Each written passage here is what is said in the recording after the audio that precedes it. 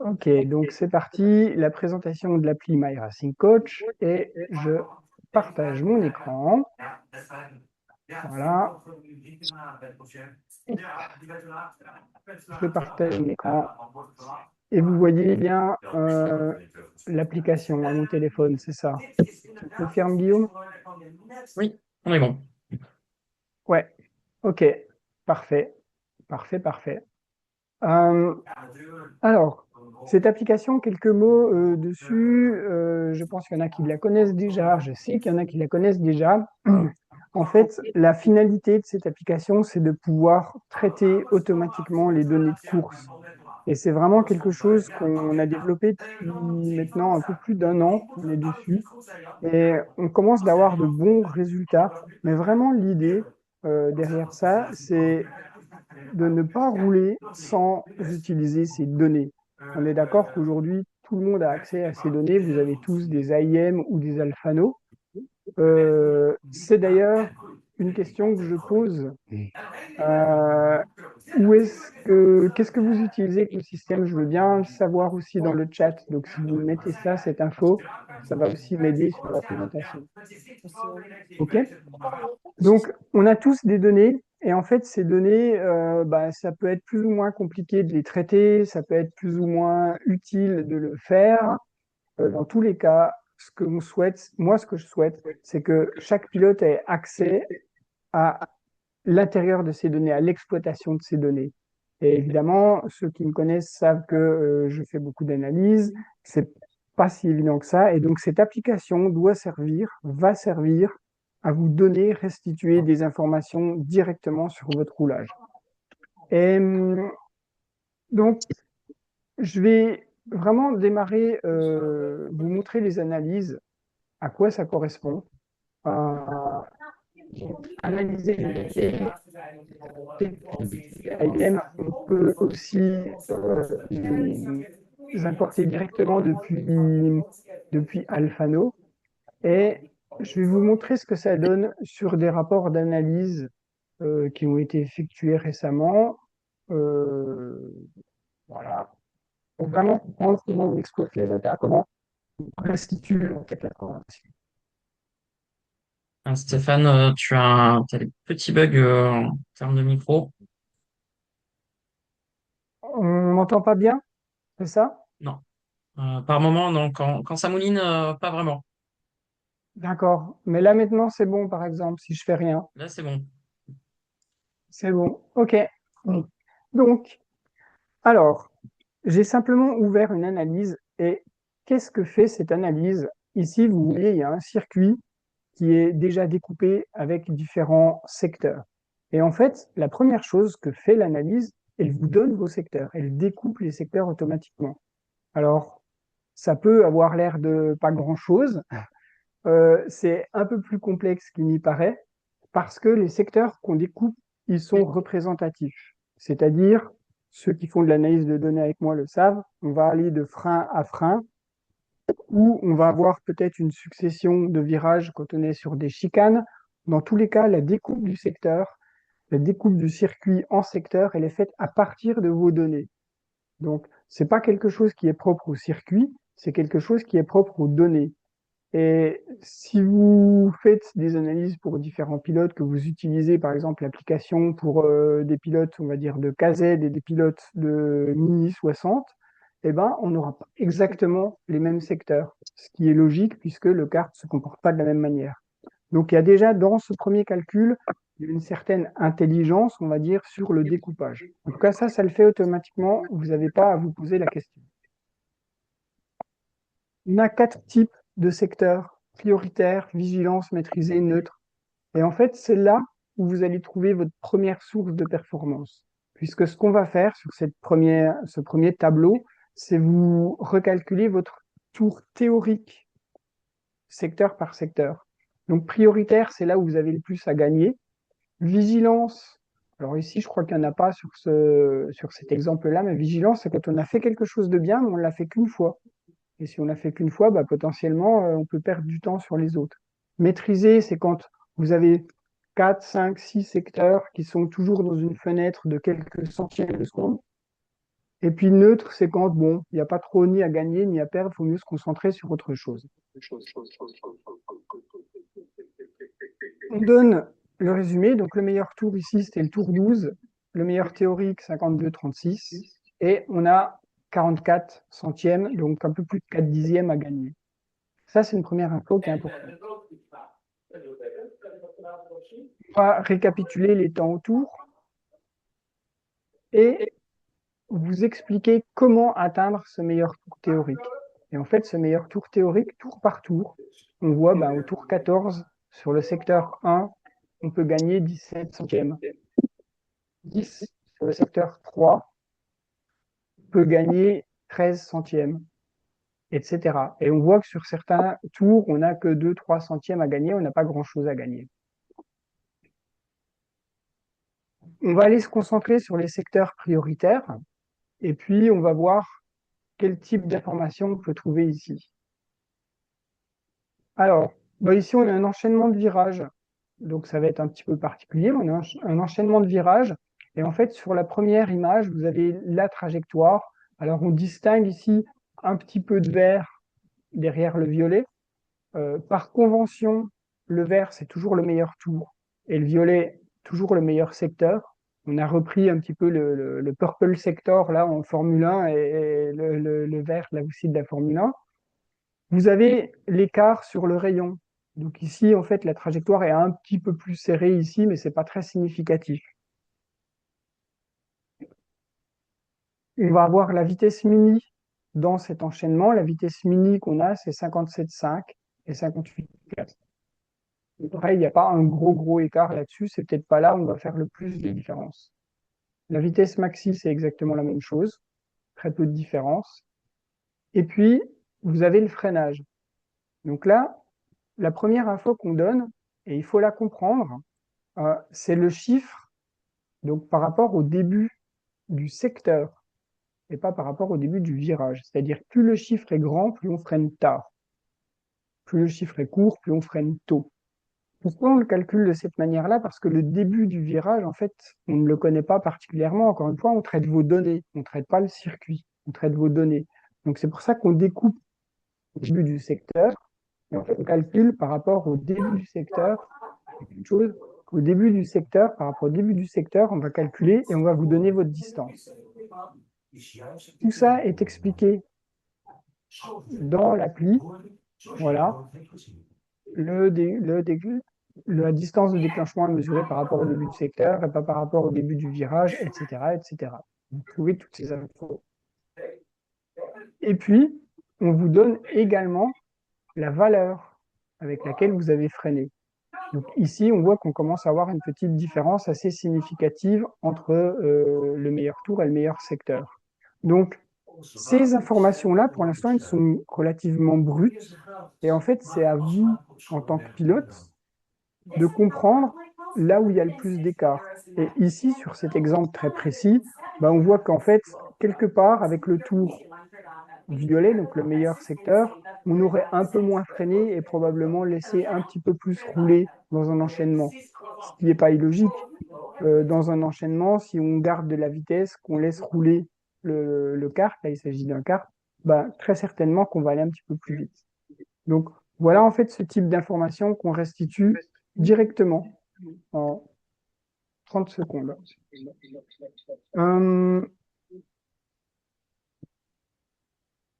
Je ne sais pas ce qu'il y avait sur le secteur. Donc ici, on a la trajectoire, on va retrouver la même chose, la vitesse, une vitesse beaucoup plus grande ici, au point de corde, le déclenchement à peu près au même endroit, et puis ici, un freinage un petit peu plus conséquent. Donc ici, par exemple, l'analyse sur ce virage sera différente, parce qu'on va être sur un virage plus serré, et donc quand on maîtrise un petit peu plus son freinage, c'est certainement là où on gagne beaucoup le plus de temps. Avoir un freinage plus appuyé et forcément avoir une rotation un peu meilleure. Donc ça, c'est le premier tableau qui donne toutes ces informations-là et qui permet de refaire son tour théorique. On a un deuxième tableau qui est du frein.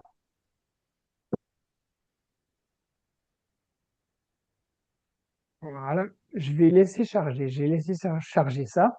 Et avec le logo du frein, on va avoir ici d'autres informations typiquement liées au freinage. Et là, en fait, on va vous dire ce que vous devriez faire. Donc là, c'est même, ça va au-delà du tour théorique. C'est vraiment, on appelle ça parfois entre nous le freinage prédictif, mais c'est pas une prédiction, c'est vraiment un idéal par rapport à ce que vous devriez faire. Ici, en fait, on doit augmenter la force de freinage, passer de 1,23 à 1,43. Ça veut dire qu'on peut freiner plus fort. Ça, c'est ce qu'on va vous demander de faire sur ce secteur-là.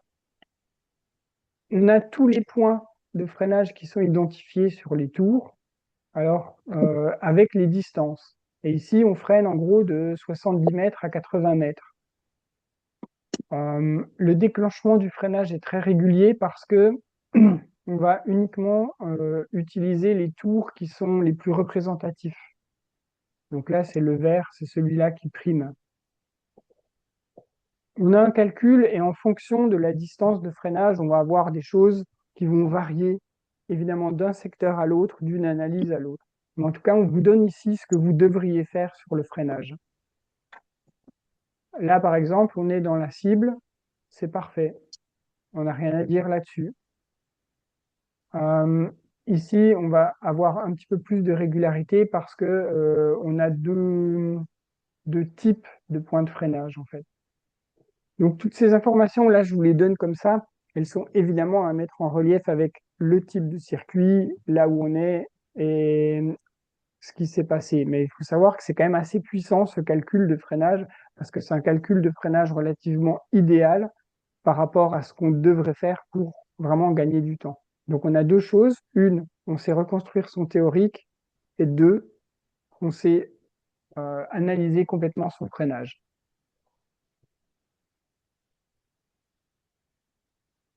Euh, Guillaume, je voudrais bien faire un petit tour sur le chat et est-ce qu'il y a des questions?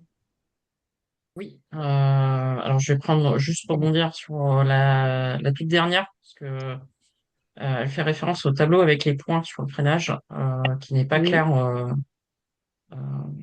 pour le JF, donc il me semble Jean-François. il n'est pas clair, ouais. Ok, ok, ok. Je vais peut-être en prendre une autre session Non, en mais fait. est-ce que je peux peut-être préciser la question en fait. Ouais, En fait, sur le tableau, il y a un nombre de points. Il y a 1, 2, 3, 4, 5, 6 en abscisse. oui, Et je hein, sais pas ce que ça, en fait, je sais pas ce que ça veut dire. Si ça veut dire qu'il y a six tours où on a freiné comme ça, ou si c'est le sixième tour, ou si c'est le sixième point. C'est un peu difficile à comprendre. ouais, c'est juste. euh, Parce que j'ai regardé l'explication dans avec le point d'interrogation là. Donc il y a une explication, mais pareil, j'ai du mal à comprendre l'explication et ce point-là, à mon avis, il n'est pas expliqué. Donc là, c'est plus intéressant parce qu'effectivement, il y a plus de tours. oui, euh, c'est une bonne question, effectivement, c'est le nombre. En fait, ici, là, j'ai mis un autre exemple où on a beaucoup plus de variations. Et en fait, c'est le nombre de tours. Par exemple, 4. On aura freiné 4 fois à cette distance-là, Ah, ok. plus ou moins quelque chose. Ici, 4 fois à cette distance-là. Là, une fois là, une fois là, une fois là, une fois là. C'est pour ça qu'effectivement, on va faire une analyse. C'est pas très parlant, en fait, ici, mais Si, si. c'est pas très parlant, mais euh, Et, excuse-moi, mais avec cette explication-là, en fait, on comprend mieux. On se dit, bon, bah, effectivement, on a freiné 4 fois au point vert. Je pense qu'il oui, manque, enfin, pour quelqu'un qui va utiliser l'appli, il manque juste cette explication. C'est le nombre de points où on a fait ce que tu viens de dire, c'est bien, mais juste, je ne l'ai pas trouvé dans les explications, donc j'ai pas compris. oui. Je pense qu'elle manque effectivement, et on va la rajouter. Et pour être Et tout à fait il y a transparent, je suis toujours un petit peu frustré quand je monte des choses comme ça, parce qu'en fait, on a toujours des choses qui sont, j'allais dire, dans notre besace en attente. Et notamment ici, on va avoir ce qu'on doit gagner, le temps qu'on doit gagner, et ici, on doit dire combien on doit freiner plus tard. Donc en fait, c'est les deux petites infos qui vont aussi permettre de compléter cette analyse, de dire on doit gagner 0,08 et on doit freiner 3 mètres plus tard, potentiellement. Ok. Et si tu reprends le point d'interrogation, j'avais une autre question où j'avais pas compris l'explication dans le point d'interrogation. Oui, Donc ça c'était clair. Les tours réguliers, le meilleur tour, ça c'était clair aussi. Le meilleur tour c'était à la fin. Tour avec anomalie, c'est bon. Zone idéale.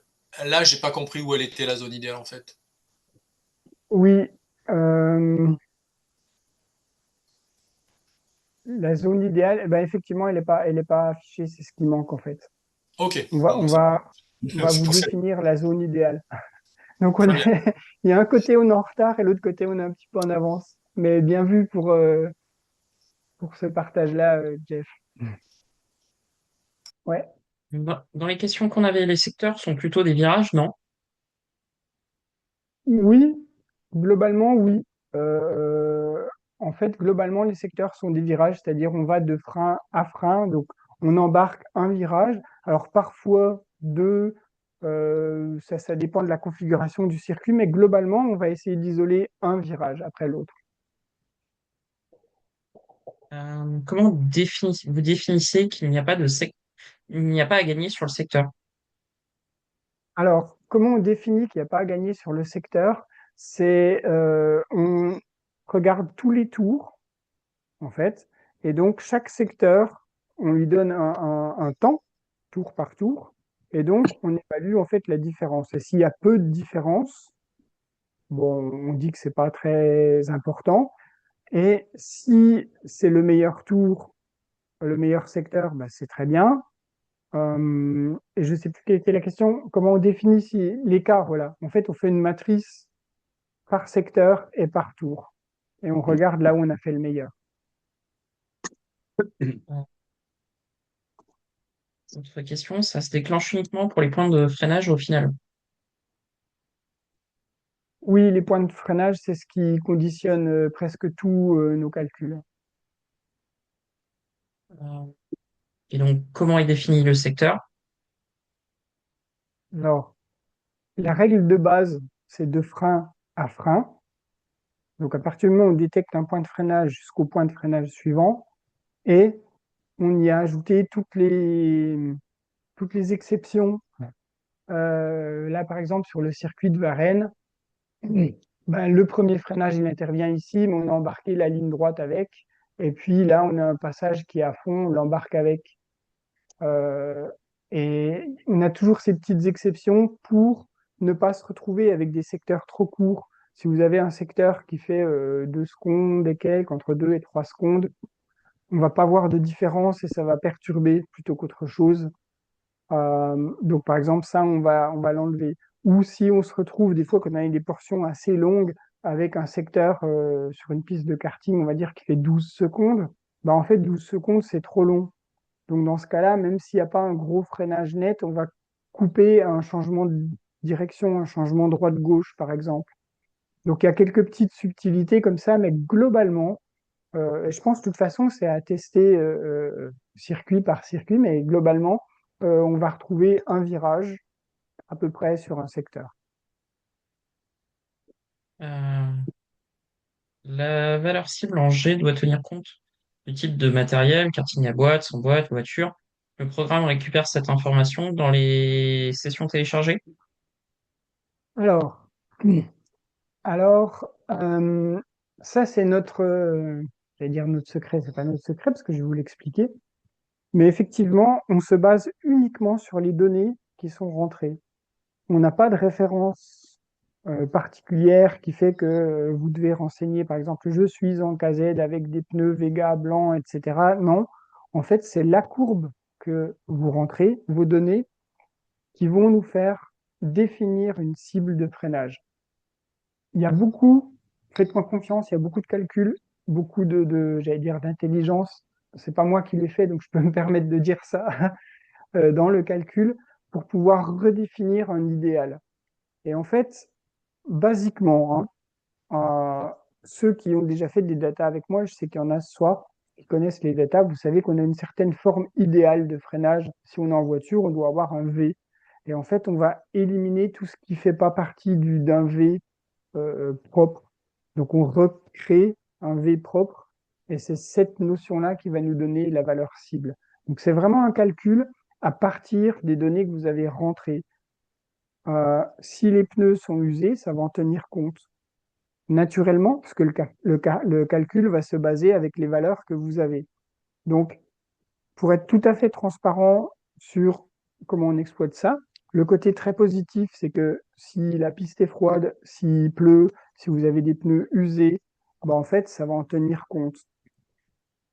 Là où il y a une limite, c'est que si vous roulez pas très très bien, si vous n'êtes pas très en place au niveau du freinage, ça va pas vous donner une valeur, la meilleure valeur.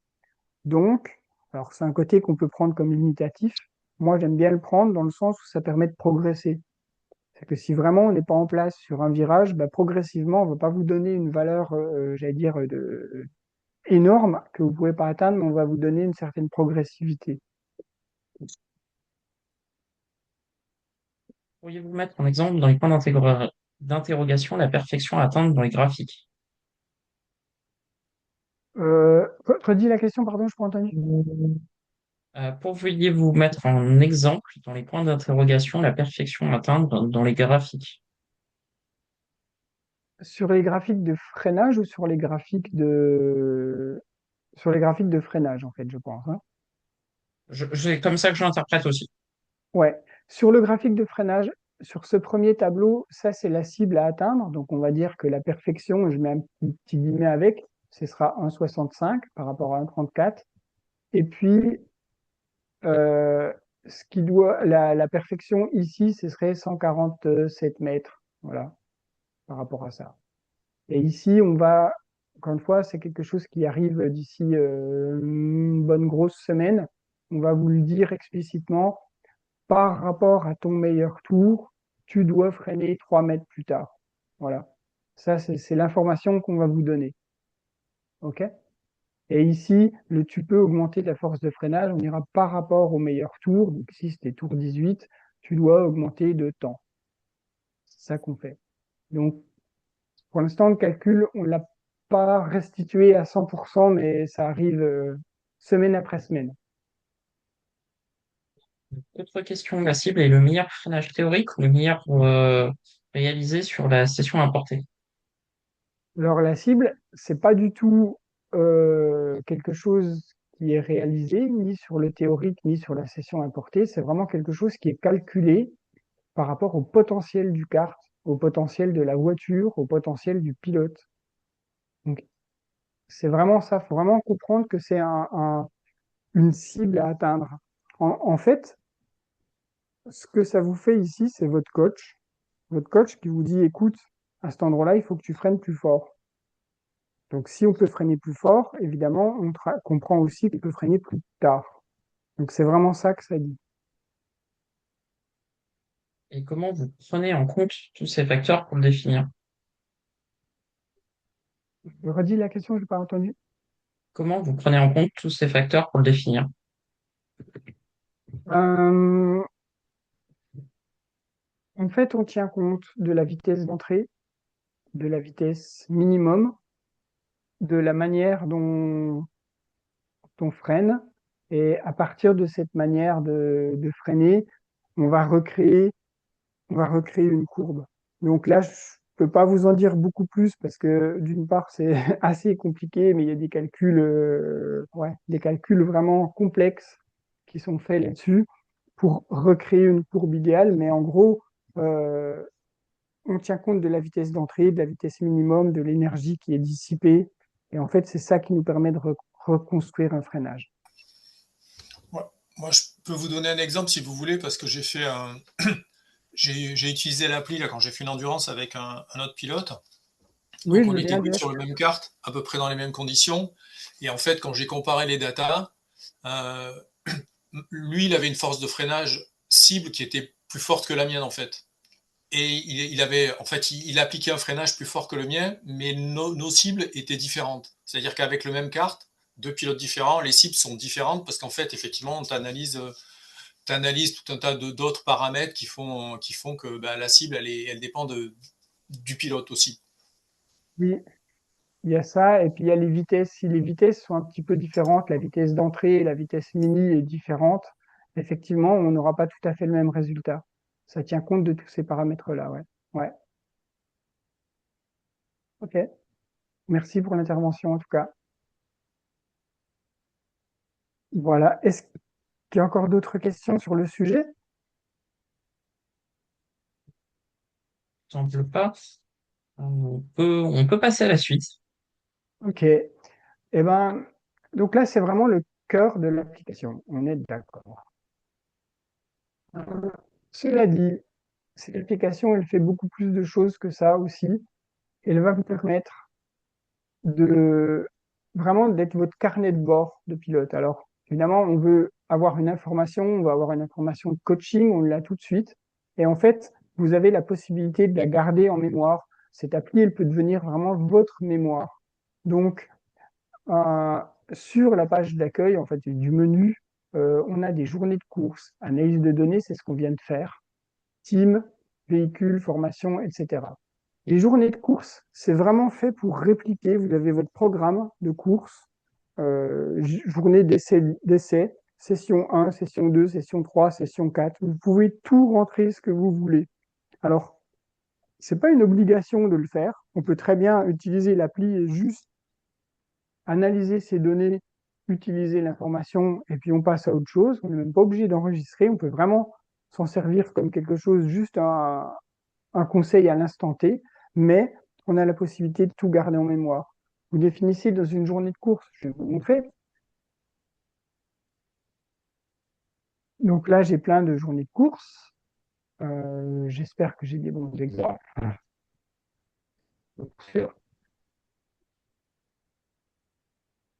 Voilà. Donc ici, par exemple, je crois que j'avais différents pilotes, donc je me suis amusé à faire des sessions, la session Free Practice 2, voilà, Free Practice 2 en mini, Free Practice 1, FP1 vendredi, et puis en fait, ici, vous pouvez retrouver toutes les informations que vous souhaitez. Je vais en ouvrir une, voilà. Euh, la date, l'heure, je ne l'ai pas renseigné, la météo, le type de carte, le rapport d'analyse, on peut l'enregistrer ici, les réglages du véhicule et aussi la fiche virage par virage. Donc, vous pouvez vraiment aller très loin pour vraiment noter toutes vos sensations, noter tout ça. Alors, ça, c'est des choses qui, en général, prennent beaucoup de temps. Et ce qu'on veut, c'est que l'appli soit très facile à utiliser. Donc, par exemple, les réglages du véhicule, je vais faire modifier. Et en fait, voilà, ça n'a pas fonctionné parce que c'était le même. Donc, je reprends un autre, évidemment. Euh, je sais plus ça veut dire. L'outil.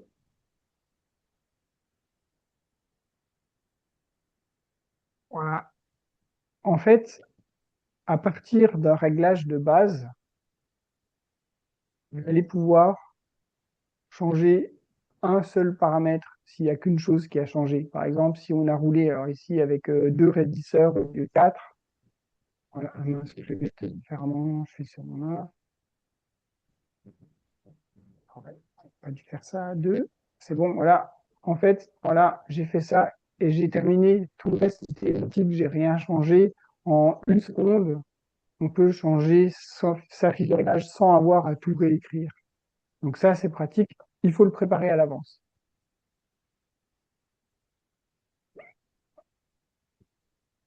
Donc voilà, ça c'est une fonction, c'est la mémoire du pilote. D'accord? À tester, utiliser, préparer avant d'aller sur la piste. Et après, sur la piste, on déroule, on essaye de passer le moins de temps possible là-dessus.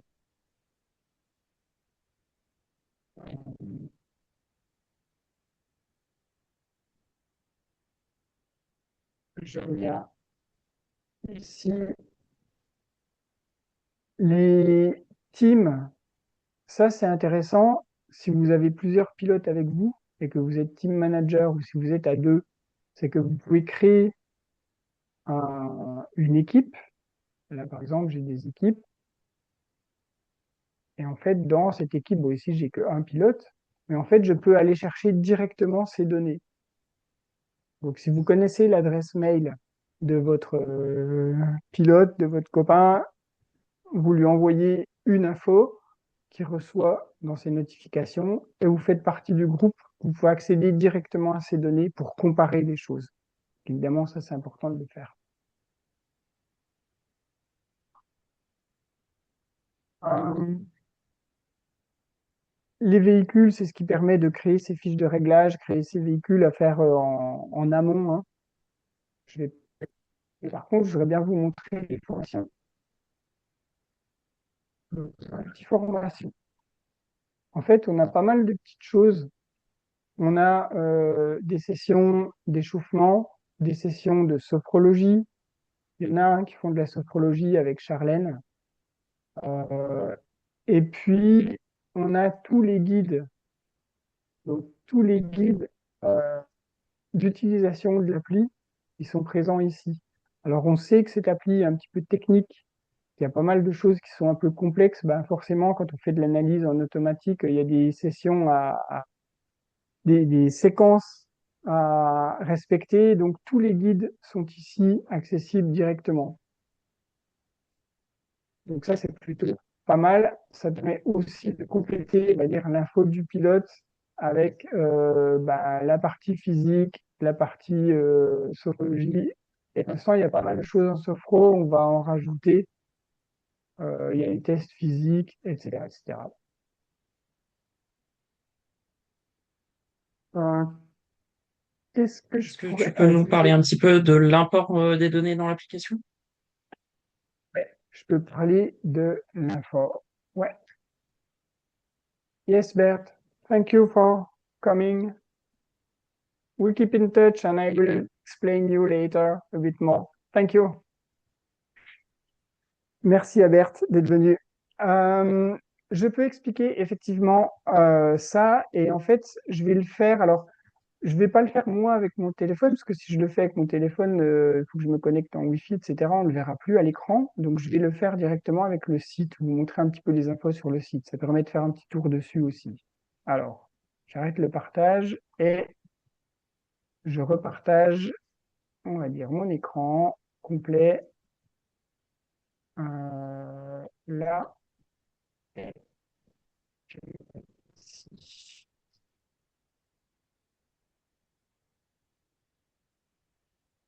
Je vais sur le site. Voilà, c'est quoi, je partage. Si vous voulez bien. Et ici, en fait, je vais ouvrir peut-être pas Ça saccade beaucoup, Stéphane. Ok. Probablement parce que c'est en train de charger en même temps.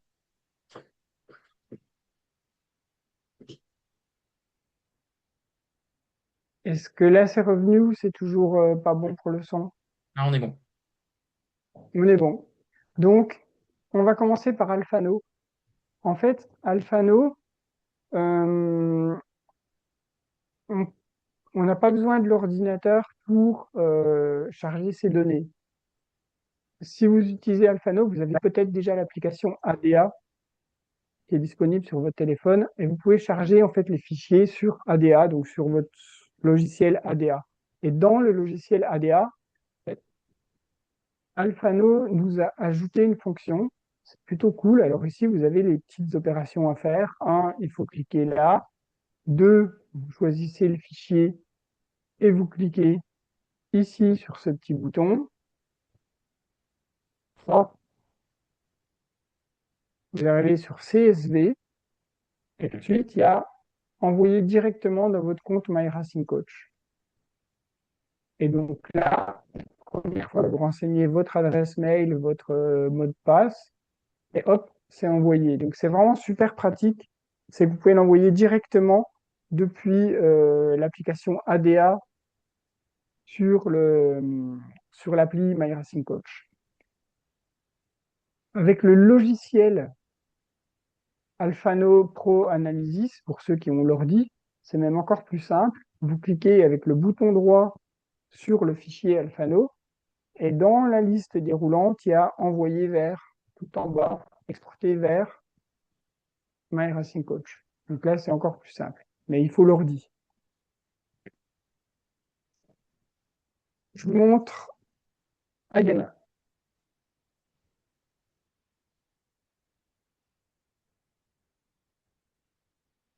Alors, IM, c'est un petit peu plus compliqué, mais d'un autre côté, on télécharge directement depuis l'appli MyRacing Coach.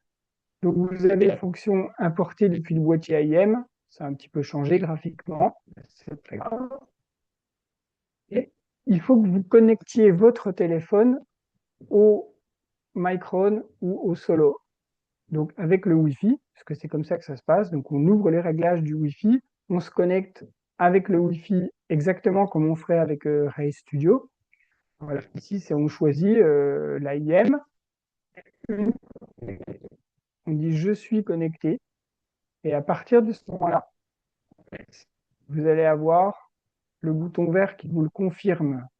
Je suis connecté au boîtier. Il faut attendre en général 2 à 3 secondes.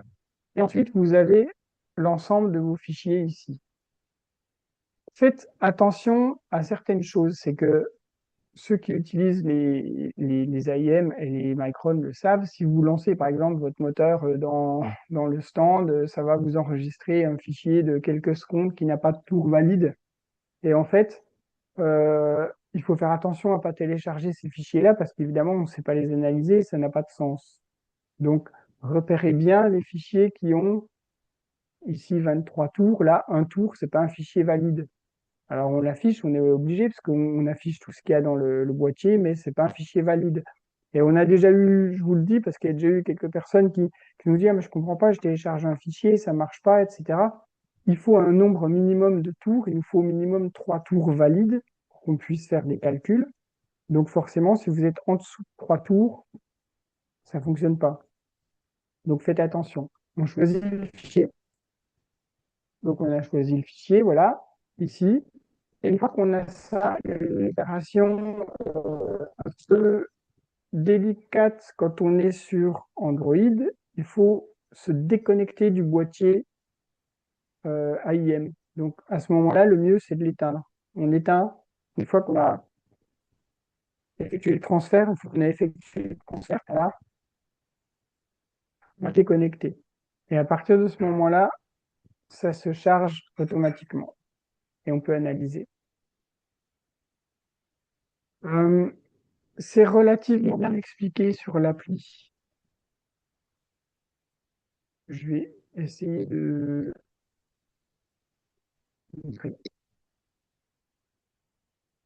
Voilà, on va retrouver en fait les informations. C'est relativement bien expliqué sur l'appli. Mais ça demande une petite manip, donc essayez de le faire au moins une fois avant d'arriver sur la piste, par exemple. Ça va pour ça? Des questions? Des retours d'expérience? En plus, je Oui, connais. ouais. Ah, pardon. Non, non, tu peux y aller. Ouais, en fait, la question que je posais, tu as fait une réponse, mais c'est pas celle-là que j'attendais. C'est prévu d'envoyer directement d'Alfano vers MyRacing au niveau sans passer par ADA? Parce que j'ai fait des manips, là, tout à l'heure, j'étais sur circuit.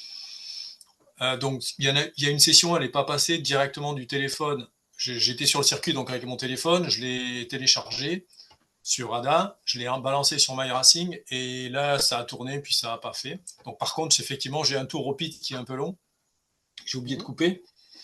Après, là, je viens de le faire avec l'application qui est sur le PC, et là, ça a marché, quoi. Donc, Ouais.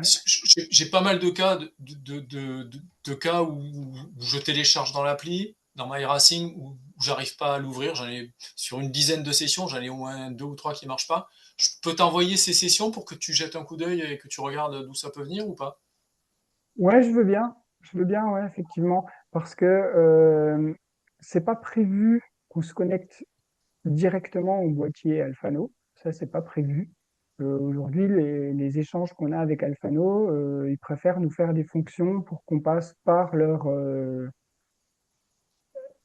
outils. Alors, c'est vrai que Je veux bien recevoir les fichiers parce que c'est une partie qu'on maîtrise pas trop, la manière dont ils sont chargés il y a probablement des petites choses, puisque si sur le même fichier, il y a un écart entre ADA et Alphano Pro, Data Analysis Pro, c'est que forcément, il se passe quelque chose, mais nous, on ne maîtrisera pas ça. Ok, ok. Voilà, je te balancerai toutes les infos dans la semaine, ok? Ouais. Merci beaucoup, Jeff. Ouais. Euh, Comment ça se passe si jamais, par exemple, dans une session, on a deux tours, rythme élevé, puis drapeau rouge, rythme faible, pit, rythme arrêté, et ça repart, puis jaune. Comment ça gère les aléas de session? Alors, c'est une très bonne question. C'est que j'ai dit tout à l'heure, on a besoin de 3 tours valides. Donc, on a dans notre algorithme de calcul, on va éliminer les tours qui sont représentatifs. Alors évidemment, euh, on ne sait pas déterminer voilà, si c'est un tour sous drapeau jaune, bon, ça arrive plus souvent en voiture, etc. Mais on va faire en fait des calculs pour ne pas tenir compte des tours qui sont trop lents, en fait. Donc, euh, en règle générale, ça marche bien. On va vraiment éliminer les tours qui sont trop lents, mais évidemment, il est possible des fois d'éliminer un tour qui était un peu trop lent, mais qui n'était pas forcément un drapeau jaune ou des choses comme ça. Il y a une petite souplesse là-dessus. Par contre, c'est important sur les sessions d'avoir bien un nombre de tours valides suffisant. Si vous avez fait une session et qu'il y a vraiment 2 tours qui sont juste propres et puis les autres sont un peu aléatoires, vous pourrez peut-être l'utiliser dès l'instant où il y a plus que 3 tours valides. Par contre, ça va peut-être pas vous donner des résultats hyper pertinents. Euh, je vais aller un cran plus loin là-dessus. Alors, c'est une conséquence, hein, c'était pas voulu à la base, mais c'est une conséquence, le fait d'avoir besoin de tours, au minimum 3 tours réguliers, ça impose aussi d'avoir une certaine régularité dans ce qu'on travaille. Et évidemment, vous vous rendez bien compte que si vous faites 6-7 tours et que tous les tours sont complètement différents, une fois je suis passé complètement à l'intérieur, l'autre fois d'après je suis passé à l'extérieur, une fois j'ai freiné tôt, une fois j'ai freiné super tard. Si vous faites ça sur 7 tours, bah là en fait, on peut mettre tous les calculs qu'on veut. Vous pouvez, j'allais dire, même prendre le meilleur ingé du monde derrière. On ne sait pas dire grand-chose. Donc, plus vous allez être régulier, plus vous allez être précis, plus ça va vous donner des informations de progression fiables et utiles.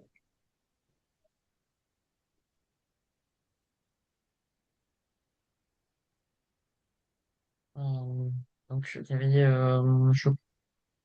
je comprends, mais du coup, sous le jaune, sur un virage, on va, par exemple, avoir 10 secondes de différence. Ça va le garder. Non, ça ne le gardera pas en fait. Ça le gardera en principe pas. Il y a une marge, je sais pas vous dire. En fait, la marge, elle va varier en fonction du circuit, elle va varier en fonction du, du temps. Donc, c'est pas une marge, voilà, si on est 3 secondes plus lent ou 5 secondes plus lent, ça prend plus, ou là, ça, c'est un calcul qui est fait.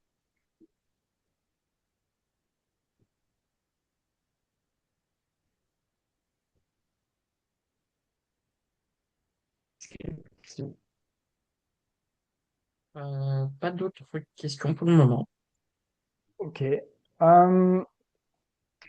bien, ce que je vous propose, je voudrais vous montrer un petit peu des choses sur nous, sur pourquoi on développe tout ça. Je n'ai parlé un petit peu. Et puis sur quelles sont les prochaines étapes. Voilà. Donc ça, c'est l'appli, effectivement. Ce que je vous ai montré, c'est à quoi elle sert. L'appli, c'est d'avoir toutes ces données, d'avoir tout l'outil du pilote. On veut vraiment que le téléphone, ça devienne l'outil le plus important du pilote, d'avoir toutes ces infos dans la poche, de pouvoir noter des choses et de pouvoir surtout avoir un retour sur ce qu'on fait. Le freinage décrypté, c'est qu'un point de départ aujourd'hui. Bah, vous voyez, il y a des choses qui sont dans l'appli, des choses que j'ai déjà un petit peu sous mon coude là, que j'aimerais bien avoir et qui vont arriver. On travaille en ce moment sur le point de braquage, on travaille sur le point de rotation, on va décrypter aussi le cercle d'adhérence Et encore une fois, je fais souvent référence à ça. Ceux qui font des data avec moi, le cercle d'adhérence, on en parle énormément et c'est pas quelque chose de simple. Par contre, on a énormément d'infos. On va vous les donner au fur et à mesure. Alors, on est en train de travailler dessus. Ça, c'est ce qui va arriver petit à petit dans l'appli. La manière dont elle fonctionne et dont on travaille dans notre développement. En fait, vous avez vu, on part des données GPS. Des données GPS avec quel sens on leur donne, comment on interprète ça. Ça, c'est mon travail, on va dire, c'est ma partie. C'est moi qui ai, on va dire, compris qu'un bon freinage, c'est comme ça, un freinage perfectible, il est représenté de telle manière. Si on veut un point de rotation, on le fait comme ci, comme ça. Tout ça, c'est moi. Et en fait, avec mon équipe, on travaille avec un algorithme. Et cet algorithme, il fait que de grandir, que de grossir pour découper le circuit, traiter le freinage, donner une valeur prédictive. Et on valide, évidemment, ces résultats d'analyse, ils sont validés en conditions réelles, ils sont validés avec les gens qui testent déjà l'appli depuis quelques temps pour être à chaque fois améliorés. En fait, ça, c'est vraiment le cercle de développement, c'est le process de développement qu'on fait semaine après semaine. L'équipe, puisque ici vous avez Guillaume et moi, donc, mais on n'est pas tout seul. Vous connaissez aussi le reste de l'équipe avec Charlène et Christophe sur la partie My Racing Coach. Euh, pour la partie appli, on travaille avec un labo de recherche. Voilà, il y a de la recherche qui est faite derrière parce que ce qu'on fait là, en fait, donner une valeur de freinage, oui, il faudrait freiner à 1,5G au lieu d'1,3. Je ne sais pas si ça vous paraît spectaculaire ou pas, j'ai pas l'impression d'en faire des caisses en disant ça, mais c'est pas neutre. Le faire à partir de données, juste d'un jeu de données, il y a déjà pas mal de recul derrière, pas mal d'intelligence, en tout cas derrière, et de l'intelligence qui n'est pas artificielle pour le coup, celle-là, la vraie. Euh, et donc la programmation, puisque effectivement j'ai 4 développeurs, une agence qui m'aide pour développer sur cette appli, c'est un gros travail. En 2026, ben voilà, juin, on est en juillet, c'est ce qu'on a. On a le freinage prédictif, hein, prédictif, je devrais remettre des guillemets. On s'est téléchargé des données AlphaNoIM et ça vaut 39 euros par mois. Ce qu'on souhaite, c'est évidemment faire évoluer l'application avec encore du développement. Et puis, bah, forcément, plus le développement va être en place, braquage, point de rotation, formulaire, cercle d'adhérence, l'idée, c'est de faire grandir également la valeur de cette appli. Donc voilà, on est très transparent là-dessus. Et ce que je voulais moi vous proposer, en fait, ce qu'on voulait vous proposer aujourd'hui, c'est que dans l'application, alors je n'ai pas parlé, mais dans l'application aujourd'hui, tout est accessible gratuitement. Toutes les fonctions de création de journées de courses, etc., tout ça est accessible gratuitement. Ce qui est payant, et je vais mettre des premiers guillemets dessus, ce sont les analyses. Mais quand vous téléchargez l'analyse, vous avez un pack de 8 analyses gratuites.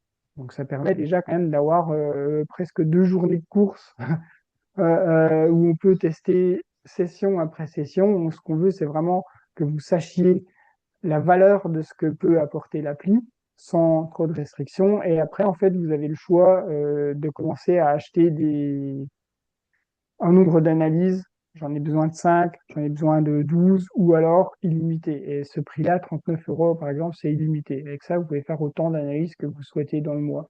On n'a pas mis de limite. Et ce que je voulais vous proposer, c'est effectivement ou d'utiliser ce schéma-là, ou alors de faire un cran plus loin, j'allais dire de rentrer dans un mode en confiance, où vous devenez early user pour 2026. Alors, on a déjà des gens qui en font partie. Et puis, bah, pour le reste de l'année, si vous voulez toute l'appli en illimité, voilà, on vous propose ça à 100 euros hors taxe, sans TTC. Pour accéder à ça, pour le coup, ce ne sera pas dans l'appli. Pour vous dire que voilà, ce côté-là d'être early user, c'est vraiment une relation un peu privilégiée, une relation de confiance qu'on a ensemble. Vous nous envoyez un petit mail ou vous allez sur le site myrancingcoach.ai, vous écrivez je veux devenir pionnier, on vous envoie une facture, vous nous faites le règlement, c'est vraiment tout ça se fait très manuellement voilà, et on vous donne le nombre de, un très très très grand nombre d'analyses que vous pourrez utiliser jusqu'à la fin de l'année.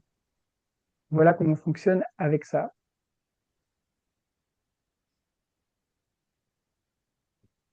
Est-ce que j'ai tout dit, Guillaume? Il me semble. On a encore une petite question d'Auguste qui nous demande, peut-on définir le point de freinage idéal comme un repère sur le circuit avec le GPS s'il est assez précis pour créer une sorte de marqueur sur le tracé? Alors, c'est une super question, Auguste, parce que le job du pilote, c'est d'avoir effectivement son repère de freinage. Alors, vous avez tous ouvert un Ray Studio ou un Alphano et vous savez que la notion du GPS par rapport au tracé du circuit, parfois on roule un peu dans l'herbe, parfois on n'est pas dans l'herbe, etc. Et c'est assez aléatoire. Ça, c'est dû à la précision des datas qui est différente de la précision du GPS GPS. avec lequel la Google Map a été faite.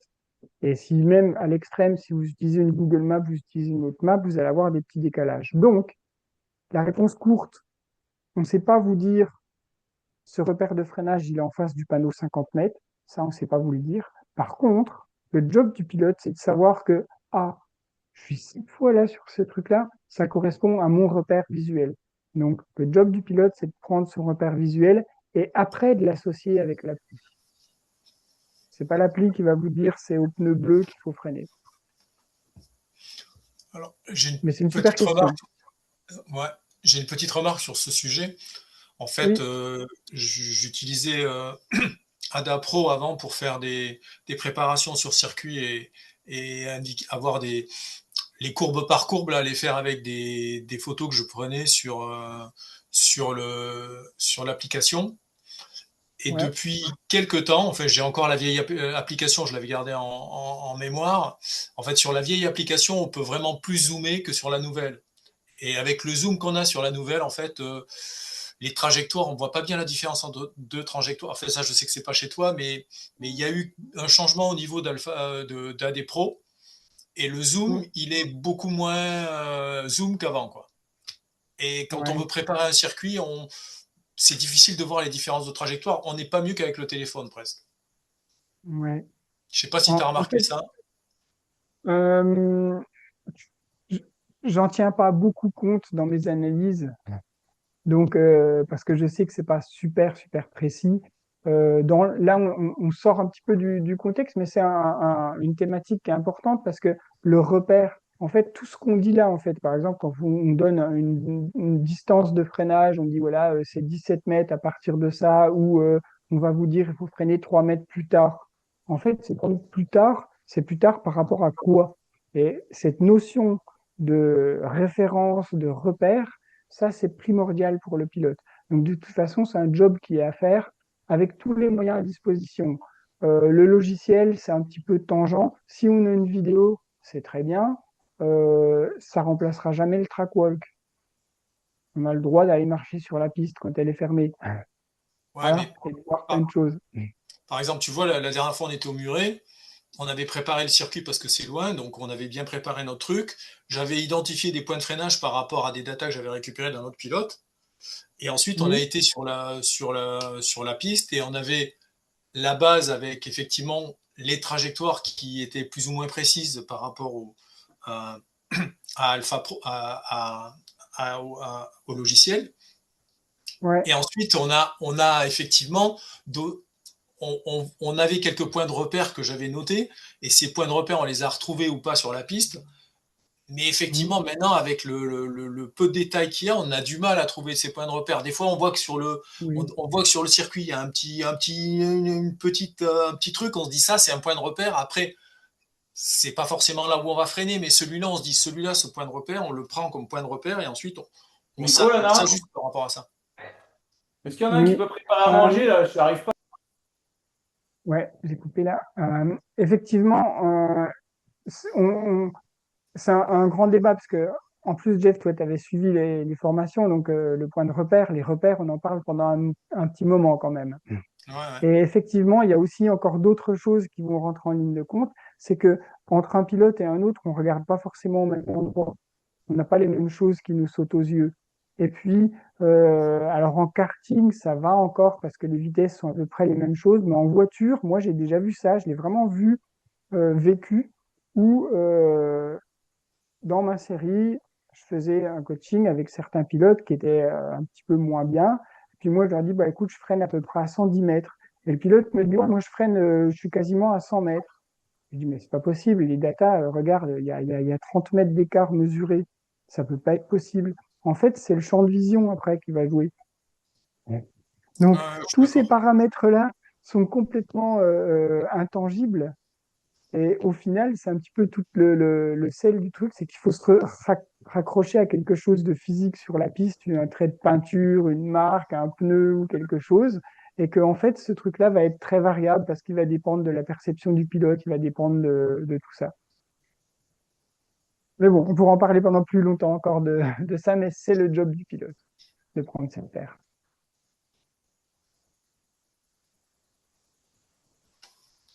Est-ce qu'il y a d'autres questions? Est-ce qu'il y en a qui veulent prendre un petit peu la parole là? Soyez pas timides, vous avez le droit. Moi, j'avais une question.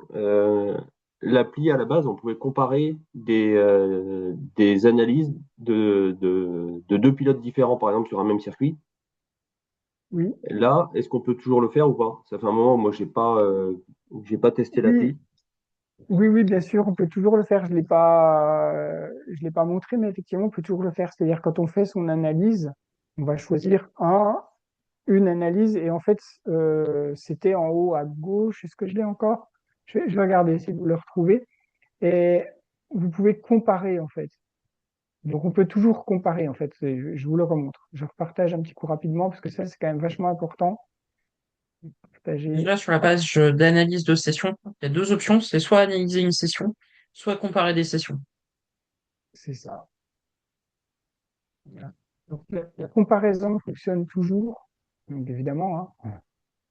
Ici, comparer des sessions. Là, on sélectionne la session 1, la session 2. On va aller dans les sessions uploadées.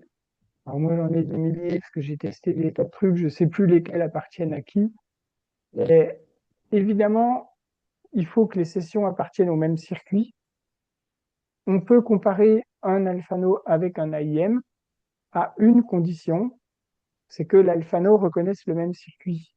Donc, si dans la même équipe, vous avez un Alphano et un AIM, il faut vraiment être sûr que faut pas prendre un circuit professionnel Alphano, c'est-à-dire pas faire son circuit personnalisé, mais qu'on ait bien la bonne ligne de départ. Et si vous le faites, on peut comparer un Alphano avec un AIM.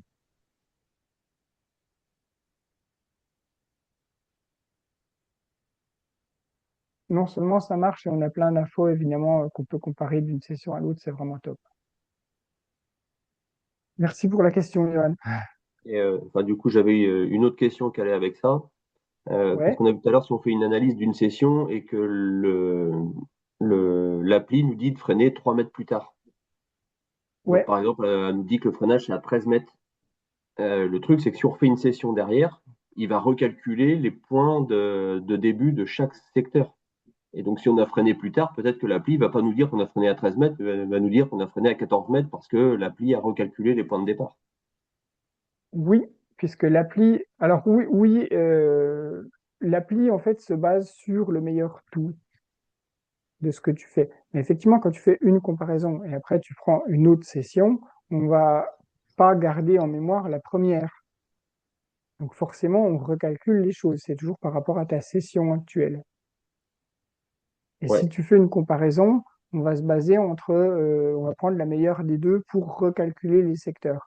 Donc, il est clair que tu peux pas dire, si tu refais par exemple un calcul et puis que tu as 15 mètres la fois d'après et tu avais 13 avant, si tu ne fais pas la comparaison, tu peux pas dire, ah non, j'ai progressé. C'est pas sûr à 100%. C'était ça, hein, ta question. c'était ça. Ouais, il faut faire la comparaison pour ça parce qu'encore une fois, c'est, je sais pas si on peut parler de limite ou au contraire d'intelligence de ce qu'on fait, c'est qu'encore une fois, ça se base sur vraiment les données qu'on lui injecte. Donc, on est vraiment en train de recalculer en permanence ce qu'on a fait. Ouais. Ok. Mais bonne question, ouais.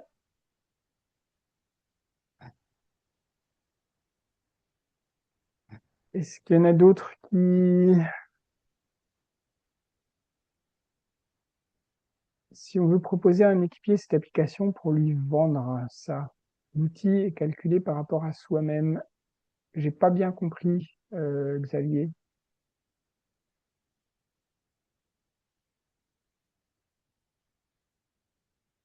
Ah, car expliquer, c'est pas évident. Ouais.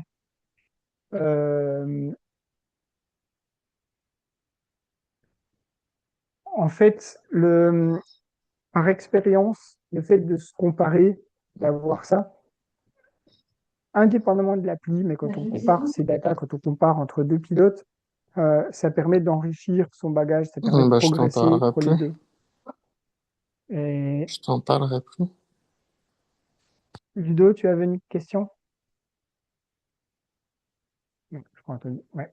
Donc, voilà, l'outil est calculé par rapport à soi-même. En tout cas, l'analyse est calculée par rapport à soi-même. Elle va être calculée par rapport à la meilleure des deux sessions. Donc, ça peut être une fois soi, ça peut être une fois l'autre.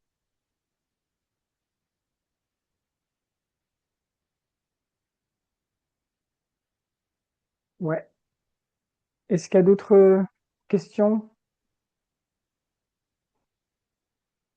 sur le développement, sur, j'allais dire, l'offre Early User qu'on vous a proposée? Est-ce qu'il y en a qui n'ont pas du tout utilisé encore l'appli et qui se posent des questions sur son utilité? J'espère pas à cette heure-là, mais je veux bien lever les doutes. Même au-delà de ça, peut-être comment dire, des choses que vous aimeriez soulever sur, voilà, sur le fonctionnement ou des choses que vous auriez pas forcément compris sur, sur l'application.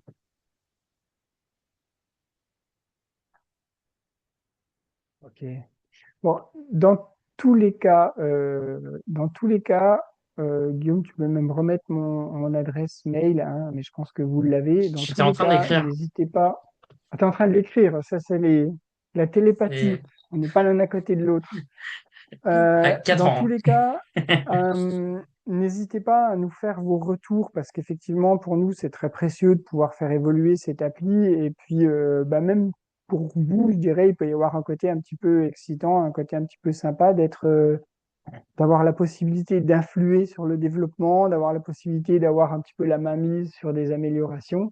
En tout cas, on est vraiment à l'écoute de ce qui se passe. On essaye vraiment de vous satisfaire au maximum.